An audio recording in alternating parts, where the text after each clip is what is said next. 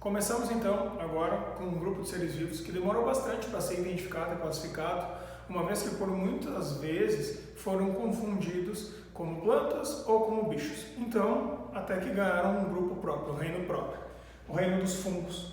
Nesse caso, características gerais dos fungos. Primeiro, seres que podem ser uni- ou multicelulares. Seres unicelulares com parede celular vivem isolados ou em forma colonial. Seres multicelulares são formados por células em forma de filamentos, mas, uma coisa importante, os multicelulares não organizam tecidos, assim como plantas e animais organizam. Então, essa é uma grande diferença entre eles. São seres eucariontes, seres aclorofilados. Então, significa que são indivíduos que têm um monte de organela celular, mas entre elas não se encontra aquela que estoca a clorofila, ou seja, a gente não encontra ali, por exemplo, os cloroplastos. Então, não fazem fotossíntese. Isso é importante lembrar. Sendo assim, são indivíduos heterotróficos, só que por absorção. Significa que eles encostam em uma determinada comida, liberam enzimas digestivas que decompõem esse determinado tipo de alimento e eles absorvem aquilo que sobra, então.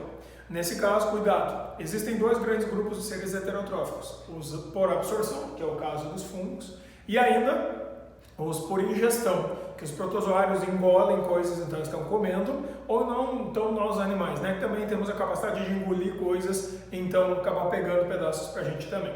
Sendo assim, aqui nós temos indivíduos heterótrofos por absorção, que são capazes de decompor o alimento através da ação de enzimas e pegar e absorver aquilo que sobrar. Ainda, seres aeróbicos, na sua grande maciça maioria, que vivem onde a gente vive, e anaeróbicos facultativos, que significa o seguinte: são indivíduos que eventualmente podem necessitar de uma forma de vida anaeróbica para não morrer, que é o que acontece muito comumente com as leveduras, que são capazes então de fermentar o álcool, por exemplo, que a gente tem das bebidas alcoólicas. Elas convivem, né, em ambientes naturais, mas no momento que elas acabam ficando com pouco oxigênio, elas mudam sua atividade metabólica, ficando anaeróbicas por um período X. Ainda, eles são compostos, todos os fungos, ou de células individuais, seres unicelulares, mas se forem multicelulares, células filamentosas, chamadas de hifas. Essas hifas são como se fossem fios. Esses filamentos podem ou não apresentar subdivisões internas, chamadas de septos. Se esses septos não aparecerem, existem vários núcleos que vão ficar dentro de uma hifa só, dentro de um filamento só, parecendo mais ou menos como se fosse um caninho pequenininho, cheio de núcleos soltos ali dentro. Caso essa hifa, então, não apresente subdivisões ou septos intermediários, ela passa a ser chamada de hifa ou célula cenocítica, que é uma célula com muitos núcleos, todos eles juntos. Além disso, quando a gente começa a agrupar as hifas entre si, independente de serem cenocíticas ou não, ao conjunto de hifas, o amontoado de filamentos, a gente vai dar o nome de micélio. Esse micélio, na verdade, ele não se cria de qualquer forma e também não se cria em qualquer lugar. A grande maioria, a maciça maioria dos fungos apresenta algumas condições ótimas ou condições perfeitas de sobrevivência. Essas condições ótimas, elas são o calor, a umidade e o escuro. Significa, vivendo nessas três condições, calor, umidade e escuro, os fungos têm muito mais chance de desenvolver esses micélios. E assim, eles podem apresentar, então, por causa desse bom desenvolvimento, várias condições de vida diferentes. Ou seja, eles podem ter hábitos simbiontes e viverem associados com outras formas de vida, como é o caso das micorrizas nas raízes das plantas, que é uma associação entre planta e raiz, ou melhor, a planta na sua raiz com os fungos. Ainda, saprobiontes, que são fungos que vão viver em cima da matéria morta, tipo árvore morta, fruto morto, animal morto. Seres decompositores, que daí a gente não considera que o fungo está comendo, e sim que ele está reciclando, transformando a matéria orgânica de volta para a inorgânica, é o que acontece nas cadeias alimentares.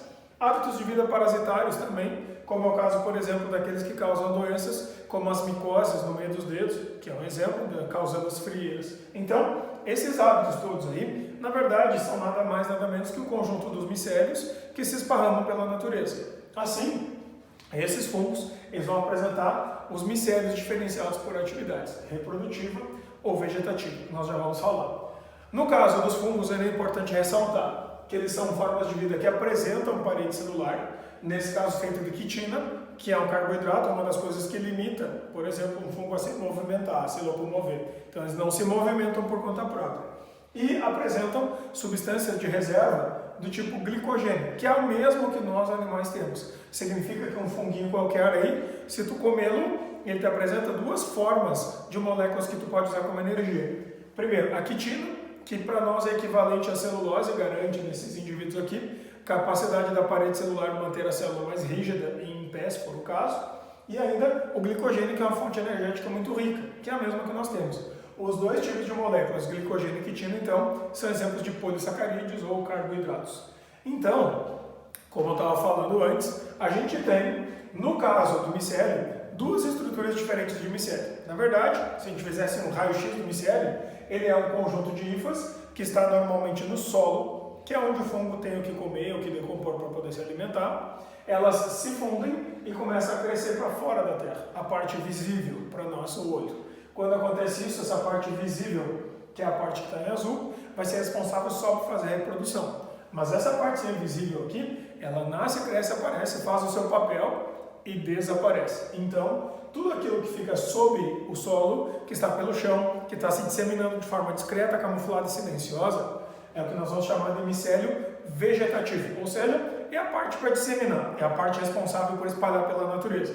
Já a parte toda do micélio, que é essa parte que vai ficar sobre o solo, ou seja, do chão para cima, é a parte que nós vamos chamar de micélio reprodutivo, que na prática para nós vai formar o corpo de frutificação, ou o que geralmente a gente conhece como os cogumelos. Então, aquilo que é visível para o nosso olho, normalmente é o que está para fora do produto a ser desmanchado, é o micélio reprodutivo, e tudo aquilo que a gente não vê, está para baixo, é o micélio vegetativo, o de disseminação.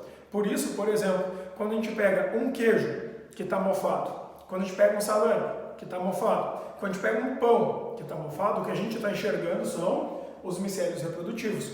E o que não está sendo visto é o que está mergulhado lá para dentro. E muitas vezes a gente come um alimento que está assim, né? Por exemplo, a pessoa descasca o salame, tira o micélio reprodutivo, mas esquece que lá para dentro existem muitas hifas escondidas no micélio vegetativo. Quando tu pega uma fruta que está meio estragadinha e tu corta fora aquele pedaço, por exemplo, um mamão, que tu vai lá e corta fora só a partezinha esverdeada e embolorada, tu tirou o micélio reprodutivo e está comendo o que está para dentro escondido, que é o vegetativo. No pão mesmo, quando está mofado, alguém pega um pão, vê algumas fatias mofadas, a pessoa não joga normalmente o saco inteiro no lixo. A pessoa vai lá, tira uma, duas, três fatias, né? Por garantia ele tira uma quarta e olha para o resto do pão. Não, o resto não está verde, então o resto não está contaminado. E na verdade tu tirou só a parte verde, que é a parte visível, que é a parte então reprodutiva, e ficou cheio de micélio vegetativo escondido. Então, na verdade, a gente come um montão disso. Isso significa então que nem todas as coisas que a gente puder consumir a partir de fungo vão estar estragadas de verdade ou vão nos fazer mal. Em geral, existe uma regra que sugere que todos os fungos têm algum tipo de toxina, mas boa parte deles acabam tendo a sua toxina destruída com o sistema digestório, ou com a temperatura, ou com o aquecimento do forno, por exemplo, e elimina essa toxina. Somente aqueles uns que a gente mesmo esquentando não podem ser decompostas as toxinas é que serão considerados como realmente fungos tóxicos ou até mesmo alucinógenos. Sendo assim, cuidado com essa subdivisão do micélio vegetativo, que é o que serve para crescer, e o reprodutivo, que é o que serve para reproduzir. Sendo assim, nesse caso, na hora de reproduzir, esses fungos podem adotar dois tipos básicos de técnicas reprodutivas, que são reproduções assexuadas. Então, para seres unicelulares, como é o caso das leveduras, ou popularmente chamados de fermentos, a gente tem um mecanismo comum, que é o brotamento. O brotamento é como se fosse a levedura principal, vai formar um ramo, um broto, como se fosse uma planta. E esse broto reparte formando duas estruturas. Como as duas são oriundas de uma mesma parte, então nesse caso é um mecanismo geneticamente igual, onde os pedaços são exatamente idênticos. Geneticamente são clones ou cópias. Ainda, a gente pode ter um outro fenômeno chamado esporulação. Como que acontece, por exemplo, quando cai do cogumelinho, pequenos esporos, ou então quando caem da estrutura do bolor, do mofo, pequenos esporos. Esses esporos que vão cair no pão, que vão cair na fruta, que vão cair no solo, vão acabar germinando e formando novas hifas, recomeçando, reiniciando o processo de reprodução. Só que é tudo assexuado, nesse caso aqui. E ainda, nós podemos ter os mecanismos de reprodução sexuada. Entre eles, o principal, chamado plasmogamia, que é a união de citoplasmas. é quando a gente vai ter então uma hifa monocariótica, que significa uma hifa N, tem um número haploide, e outra hifa monocariótica, também tem número haploide. Em geral, elas se encontram no chão e se grudam uma na outra. No momento que elas se grudam, elas passam a ser uma hifa dicariótica, que tem os dois núcleos, o da verdinha e o da laranja. Nesse caso, a gente teve apenas a fusão dos citoplasmas. Somente depois, quando esses dois núcleos que ficaram dentro de cada um daqueles fragmentos se fundirem, nós teremos uma fecundação de verdade e aí depois a sequência do processo reprodutivo, que é o que acontece, por exemplo, quando se inicia então o processo de reprodução pós-fecundação, que é a formação de zigoto e sequência do processo. É possível que algumas espécies de fungo, inclusive boa parte delas tem essa capacidade, que pode fazer a plasmogamia e ao mesmo tempo a esporulação. Ele alterna entre essas duas fases, fazendo um pouco de plasmogamia e outro pouco de processo de esporulação. Quando há a alternação entre esse processo de plasmogamia e tu alterna com a esporulação, esse processo de alternar entre uma sexuada com a assexuada, a gente chama de metagênese ou alternância de gerações. Esse processo de alternância, ele é um processo que para fungos até é bem comum. Em plantas é obrigação delas fazerem isso, em animais é uma exceção. Então, além de falarmos que existem reproduções assexuadas e sexuadas, também existem reproduções quando tem as duas juntas, que é a alternância de gerações. Isso nós vamos ver grupo por grupo. Mas para entender os grupos melhor, a gente precisa entender que existem subdivisões do reino fungi ou fungi, né? Que são os filos. Então, dentro desses filos, a taxonomia subdivide então os fungos em 4 grandes grupos principais ou 4 grandes filos, que são os divididos aqui, 1, 2, 3 e 4. Cuidado, lembre que na base da arvorezinha sempre está o ancestral. Então, aquele que foi direto, sem sofrer transformações praticamente ao longo do tempo, é aquele que tem características mais antigas, mais do passado. Então, esse indivíduo aqui é aquele que é mais antigo, que é o indivíduo número 4, que são chamados quitridiomicetos ou fungos d'água. É um grupo à parte, atípico, não é tão popular assim. Depois, o próximo grupo foi esse aqui, que sofreu essa subdivisão e deu origem direto para o grupo 1, que é o grupo dos zigomicetos, que nem o mofo e o bolor que a gente encontra em frutos e pão também. Depois desse grupo, surgem outros 2 grupos com estruturas reprodutivas maiores e melhores, que são, primeiramente, os ascomicetos, que ajudam a formar, inclusive, líquens, por exemplo, nas árvores, e o grupo mais popular de todos os fungos, que é o grupo 3 aqui, que são os basidiomicetos, representados especialmente né, pela parte, então, de cogumelos e orelhas de pau, que são os 2 grandes representantes. Então, para a gente poder entender melhor os métodos e mecanismos reprodutivos, e a parte toda dos exemplos e quem são esses indivíduos separados aqui taxonomicamente, é importante a gente falar um pouquinho de cada um desses grupinhos. Então, vamos lá. O primeiro grupo, então, dos filos do reino fungi é o grupo ou filo dos zigomicetos, também chamados antigamente de ficomicetos. Dentro desse grupo aqui nós temos poucos indivíduos que vão ser unicelulares, algumas leveduras não muito populares, que significa seres que podem, de repente, fazer alguma fermentação. Seres multicelulares, significa sem corpo de frutificação nesse caso, são só emaranhados ou agrupamentos de hifas. Ainda nós temos seres e indivíduos que são decompositores ou até mutualistas. Decompositores são aqueles que vão decompor e desmanchar a matéria orgânica, devolvendo ela para a natureza na forma de inorgânica. E ainda nós temos seres que vão ser mutualistas, que são aqueles que podem se associar formando algum tipo de relação com outra espécie, como é o caso, por exemplo, daqueles que a gente pode encontrar na formação das micorrizas, que são associações entre raízes de plantas e fungos. É bom para a planta porque vai ter o nutriente diretamente na raiz, e é bom para o fungo também porque está literalmente chovendo comida em cima dele, com as folhagens e também cascas velhas da árvore que vão caindo e ele vai tendo o que comer. Nesse caso, os 2 grandes exemplos que nós temos são o Mucor SP, que é na verdade o bolor dos frutos, aquela coisa esverdeada que aparece em cima de frutos que estão em processo de apodrecimento, e o Rhizopus, que na verdade é aquele tipo de mofo ou bolor preto que tem em cima do pão, quando o pão começa então a apodrecer também. Nesse caso é o que nós vamos ter, nesse caso, os principais exemplos. Aqui é importante lembrar que não tem corpo de frutificação sendo formado, ou seja, não tem um cogumelo. Então o que a gente encontra é um substrato, normalmente muito úmido e muito nutritivo. Se tiver quentinho, melhor ainda. Esse substrato pode ser um pão, pode ser uma casca de um fruto, pode ser até pelos de um animal, qualquer coisa que possa ser decomposta, em geral está no chão, né? Nesse caso, nós vamos ter a associação de um micélio sobre aquela superfície do substrato. Esse micélio forma um conjunto de hifas todas fundidas, que são as hifas dicarióticas. Lá em cima forma-se o esporângio, que é essa bolha esverdeada aqui, e dentro do esporângio a gente vai ter então realmente a fusão dos núcleos dessas hifas que se juntaram, e depois da fusão forma-se um zigoto. Esse zigoto, que é a primeira célula pós-fecundação, vai sofrer um processo de meiose zigótica, liberando esporos haploides. Esses esporos caem no substrato e começa todo o processo novamente. Esse é o primeiro grupinho, um grupinho bem importante, até porque nós temos contato com ele diariamente, né? No mofo que está na roupa, no mofo que está na comida e assim por diante. O segundo grupo, provavelmente, é o grupo mais abundante de todos que nós vamos ter dentro do reino fúngico. Nesse caso, esse segundo filo, então, que nós vamos ter, são os seres unicelulares, que vão ser representados especialmente pelas leveduras, em especial dos Saccharomyces. Saccharomyces tem uma espécie principal, que é Saccharomyces cerevisiae, que é o fungo da cerveja, o fungo do vinho. Aqui nós temos um grupo que tem uma importância ecológica e econômica muito grande. Então, nesse caso aqui, os pluricelulares, muito conhecidos, Morchella, que é comestível, o tuber, que é formador das trufas, que também são comestíveis, o penicillium, que pode ser utilizado tanto nos queijos camembert e nos queijos roquefort, que são aqueles funguinhos que tem alguns queijos, então eles transformam e dão gosto naquele queijo. Ainda a gente encontra o Clavíceps purpurea, que nesse caso é um fungo super famoso porque ele é produtor de uma substância química que é alucinógena, tá? Então ele é um fungo alucinógeno. Ele era usado como base para a fabricação do LSD ou ácido lisérgico.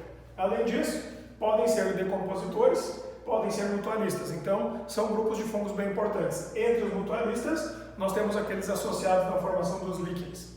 Então, podem ser fermentadores, podem produzir antibióticos, podem produzir alimentos ou serem considerados como alimento diretamente, alucinógenos ou formadores de líquens. Então, tem vários papéis e várias importâncias, nesse caso, para o grupo dos ascomicetos. Aí, o nome ascomiceto tem a ver diretamente com a estrutura de reprodução que eles têm, chamada de asco ou ascocarpo. Nesse caso, o ascocarpo é essa estrutura em forma de taça ou forma de saco, também pode aparecer com esse nome. Ele, na verdade, é constituído por várias hifas dicarióticas que estão lá dentro, e essas hifas, elas fundem lá dentro os núcleos que elas têm. Aí forma o zigoto. Esse zigoto, então, lá vai formar o asco, que é a estrutura interna dessa parte azul, e dentro desse asco vai sofrer meiose. Então, assim que acontece a meiose, nós temos a formação de esporos. Cada um desses esporos vai cair em cima do chão, em cima de uma comida, em cima de um substrato nutritivo, vai começar a originar novas hifas monocarióticas que vão fazer a plasmogamia, que é juntar uma hifa com outra, dando origem, então, novamente a uma hifa dicariótica, e quando entrar em condições ideais de reprodução, cresce o ascocarpo, que seria o corpo de frutificação, ou a parte do micélio reprodutivo, que é aquela parte voltada para reproduzir mesmo, certo? Entre esses ascomicetos, uma coisa super importante que nós temos é a formação dos líquens. Os líquens, a gente deve cuidar, porque líquen, na verdade, é uma nova forma de vida. O líquen ele é formado principalmente pela associação de mutualismo entre alga e fungo. Então, quando a gente vai dar nome científico para um líquen, ele não ganha nem nome da alga, nem nome do fungo, ele ganha um nome novo. Ele é um outro tipo de forma de vida, tá? Então a gente vai classificar ele em famílias, gêneros e espécies. Nesse caso aqui, o líquen é uma forma de vida que, uma vez criada, não pode ser desfeita. Sendo assim, a alga poderia viver sozinha na natureza, em geral são algas clorofícias unicelulares. O fungo poderia viver sozinho na natureza, só que a alga normalmente dentro da água e o fungo normalmente na terra, no solo, onde tem o que ele comer. No momento que se forma líquen, o líquen vai estar em cima de casca de árvore, em cima de palanque de cerca, em cima de telhado das casas ou das calçadas. Então, ele está em qualquer lugar, menos onde estaria um fungo normalmente ou uma alga normalmente. Dessa forma, o que acaba acontecendo é que eles adotam uma nova forma de viver e, por causa dessa nova forma, eles acabam ficando interdependentes. Significa, é bom para ambos? É, mas aumenta o risco de mortalidade também. Sendo assim, o que acaba acontecendo é que nós vamos ter nos líquens, primeiro, alga mais fungo. Segundo, eles podem ser pioneiros em sucessões ecológicas. Por quê? Porque eles produzem uma substância química chamada de ácido liquínico ou ácido liquênico, que tem capacidade de criar uma microcorrosão nas rochas. Essa microcorrosão nas rochas vai criar um farelinho que vai ser as primeiras coisas que vão começar a formar uma terra e aí permitir que vegetais venham se instalar nesse lugar. Por isso que, em geral, eles podem ser pioneiros. Ainda, ele pode ser indicador, né, ou bioindicador de qualidade do ar. Aonde o ar é muito bom, é pouquíssimamente poluído, o índice de líquens é alto. Aonde o ar ele é muito poluído, os líquens não resistem e acabam morrendo. Ou seja, é muito comum que a gente tenha comparações, em prova de vestibular mesmo, que fazem essa relação, que é, se tu comparar o centro de uma cidade com uma área rural próxima, ou dentro da cidade onde circula menos carros, é normal que onde haja menor circulação de carros a gente tenha uma quantidade de líquens bem maior. Então, nesse caso é bem indicador. A reprodução ela é uma reprodução assexuada, que se forma por sorédios. Sorédio, na verdade, é um fragmento que retira pedaço do líquen e leva embora o fragmento inteiro. Tá? Então, como se pegasse um pedaço das hifas e um pedaço das algas e levasse embora e povoasse em outro local. Então, nesse caso, na microestrutura de um líquen, a gente encontra hifas, que são filamentos entrelaçados, tipo fio de cabelo, e algas unicelulares perdidas dentro do meio. O que acaba acontecendo? A alga e o fungo agora eles estão entrelaçados porque eles têm uma relação íntima e importante de interdependência. Neste caso, a alga e o fungo eles trabalham de forma conjunta, um para ajudar o outro. Por isso é uma relação de coevolução, aonde a alga ganha toda a umidade relativa do ar que esse fungo, através das suas hifas, possa coletar da atmosfera.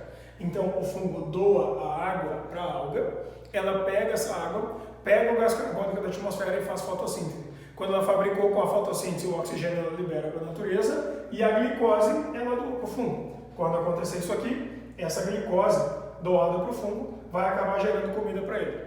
Uma vez estando ligados, então, essa alga ela não pode ser retirada daqui, senão o fungo morre de fome. E esse fungo não pode ser retirado daqui, senão essa alga morre de sede. Então, uma vez ligados, nunca mais podem ser separados. Certo? Então, além dos grupos 1 e 2, que são bem importantes, nós temos o grupo 3, o filo número 3, que é os basidiomicetos ou basidiomicota. Nesse caso, os basidiomicetos são representados talvez pelo grupo mais famosão de todos os fungos que nós temos, que são os cogumelos e as orelhas de pau. Cogumelinho é uma coisa super popular e a grande maioria das pessoas conhece. Então, nesse caso, são fungos pluricelulares, representados por cogumelo e orelha de pau, embora existam alguns que sejam chamados popularmente de ferrugem nas folhas dos vegetais e podem acabar sendo fitoparasitas ou parasita de planta. Tá? Nesse caso, decompositores parasitas, alguns deles comestíveis, então são alimentos, que nem o caso do champignon, por exemplo, e alguns deles alucinógenos, como é o caso, por exemplo, do Amanita muscaria, que é aquele cogumelo com o pezinho branco, mas com a parte de cima do chapeuzinho, todo ele vermelhinho. Né? Então, nesses casos, são os bem famosos. Nesse grupo dos basidiomicetos, a gente tem bastante nutriente, proteína, água, sal mineral e glicogênio. Não esqueçam do glicogênio. Então, esse grupo é o grupo mais representativo, é o grupo mais importante. Ele, muitas vezes, cai dele o seu ciclo reprodutivo, então ele pode ser cobrado. Então, nessa parte de cima do solo, nós temos o basidiocarpo, aquele corpo, o corpo de frutificação, né? A parte do micélio reprodutivo. Embaixo do chapeuzinho, a gente vai encontrar ali lamelas, que são umas dobras assim que o cogumelo tem. Essas dobras são chamadas de lamelas. Dentro delas, a gente tem a formação dessas estruturas em forma de clava, como se fosse um taco pequenininho de beisebol assim. Esse é o basídio. Então, isso é que dá nome para todo o processo reprodutivo e para a classificação. É o basidiomiceto ou o fungo que produz basídios. Esse basídio, ele ainda é formado por hifas dicarióticas, que têm dois núcleos separados. Então, dentro do basídio, esses dois núcleos se juntam, fundem, formam um zigoto. Esse zigoto 2N sofre uma meiose. Nessa meiose são formados os basidiósporos ou esporos dos basidiomicetos. Cada um desses esporos que cair no substrato, no chão, na grama, onde tiver o que comer, gera uma hifa monocariótica, que eu representei por cores diferentes. A verdinha é uma hifa monocariótica e a laranja é outra. Quando elas se grudam, elas estão sofrendo um processo de plasmogamia. É quase como se fosse uma reprodução com fecundação das hifas. Juntando uma hifa monocariótica com outra, nós temos a formação de uma hifa dicariótica, que vai apresentar, então, informações genéticas da verdinha e da laranja. essa hifa dicariótica dissemina pelo solo e no momento que ela encontrar as condições ideais de desenvolvimento e propagação, que são calor, umidade, escuro, nasce novamente o cogumelo e recomeça todo o processo. Então, cuidado! Na disseminação dos esporos que vai acontecer daqui do cogumelo para frente, nós temos uma reprodução assexuada. Aqui no processo de fecundação que gera os esporos, nós vamos ter uma reprodução sexuada. Sendo assim, nós temos uma alternância entre dois processos reprodutivos, em que nós alternamos uma atividade sexuada e outra assexuada. Por isso, chama-se ciclo metagênico ou por alternância de gerações. Além disso, então, nós temos um último grupo, que é o último filo, que nesse caso eu botei por último aqui, pelo fato dele ser, na verdade, o mais simplificado e provavelmente o primeiro que deu origem para todos os outros três. Esse é chamado de Chytridium miceto ou simplesmente de Chytridius. Esses tipos de fungos são fungos tão antigos que eles ainda têm representantes dentro da água e que reproduzem de certa forma, até de forma bem similar com algumas algas, através de um gameta com flagelos, chamado de zoósporo. Nem verdade, nem é um gameta, é um esporo com rabinho. E aí, o que acaba acontecendo? Os quitrídeos, ou fungos da água, eles vivem em ambientes até do solo, mas tem que ser bem lamacento, bem lambuzado de água. Aí podem ter representantes unipluricelulares, sempre bem difíceis da gente enxergar, não é muito fácil de ver eles, porque eles são bem pequenininhos, e alguns unicelulares. Possuem zoósporos, então que são gametas, ou nesse caso esporos com capacidade de locomoção na água, são decompositores, eventualmente parasitas, podem fazer mutualismo no trato digestório de alguns animais, como por exemplo no gado, nas ovelhas, então para ajudar a decompor a celulose. Esse grupo aqui, então, é um grupo muito antigo. Provavelmente ele é um ancestral de todas as outras formas de fungo que tem. Aí, é possível que vocês, ao lerem, vocês devem ter percebido, né, que tem um monte de importâncias ecológicas, que nem decompor, fabricar comida, etc. Né? Mas tem um grupo de fungos bem importante, chamado de Deuteromiceto. Essa é uma nomenclatura que não vale como organização de filo. Tá? O Deuteromiceto é um grupo de fungos que a gente tem para identificar quando tem algum fungo que a gente não conhece, não sabe, ou que perdeu a sua capacidade de fazer reprodução sexuada, certo? Então, os deuteromicetos são representados por alguns fungos, ou, em geral, basidiomicetos, ou ascomicetos. Ou a gente ainda não tem como classificá-los, ou então a gente tinha como classificar, mas como eles perderam essa capacidade, eles foram tirados desses grupos e injetados aqui. Então, o deuteromiceto é classificado como um fungo assim que não é 100%, que ele não é perfeito, que ele está incompleto por não conseguir fazer toda a sua organização de reprodução sexuada. Então, aqui dentro, nós vamos encontrar, por exemplo, a frieira do pé, aquela que causa doença no meio dos dedos. Então, a gente vai encontrar aqui também um outro tipo de fungo importante, que é o fungo responsável por produzir a penicilina pela primeira vez, que é o caso do Penicillium notatum, então, que foi descoberto lá pelo Alexander Fleming, lá nos anos 30, e que dali partiu o primeiro antibiótico de todos. Então, aqui nós temos vários grupos. E muitos desses fungos que estão organizados dentro dos deuteromicetos são aqueles que a gente vai considerar os causadores de doenças, entre eles as micoses, que é o nome que se dá para todas as infecções de pele causadas por fungo. Nesse caso, então, cuidado, porque como o fungo ele precisa decompor alguma coisa, ele está na superfície das coisas, da pele, por exemplo. É raro a gente ter um fungo que está para dentro do nosso corpo, embora seja possível.